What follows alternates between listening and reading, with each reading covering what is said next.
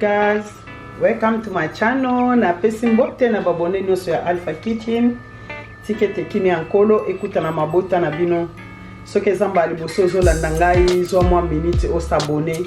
Nzamba lola awosanga kopambola yote.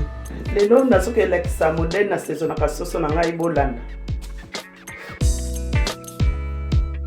O eza soso na biso to sukoli yango bien, to tie banzoloko. Moni soso na biso ndenge sukwami. Siko tozo saisonango. Tozo saisonango na chili lemon. O eza chili lemon. E ape na mungwa. Otaka muke. Tokamati kibi na biso ya soso.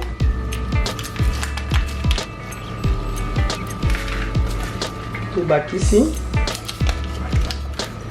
yango yo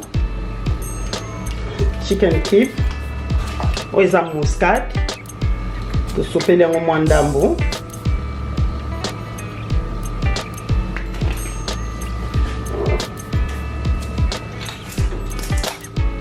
eza black pepper nde tolobaka yo moko otia biloko no ezala goût soso na ekota goût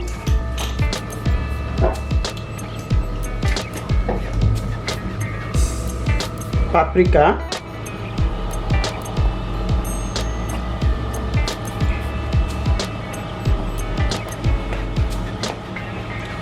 sikoyo tozo masse soso na biso sukoli maboko bien ndenge toloba tango nyonso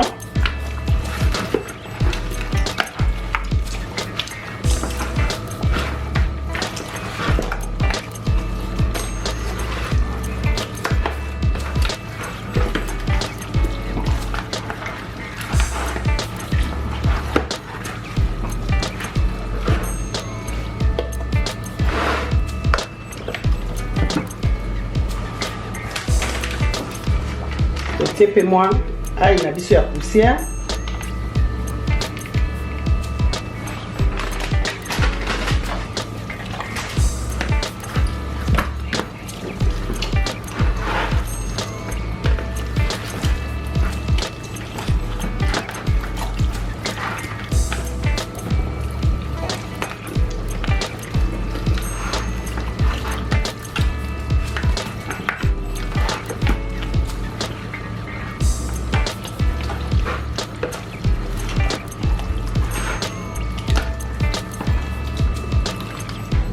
soso na biso yango aussi na saisonné siko tozo vendre sango et vendre mwanda pendant 30 minutes et vendre pour mungwa ekota na kati comme na biso na suka na video na biso mko alelo ezaika ya muke bato basengaki tomona na video ya mbalasima. Bye bye.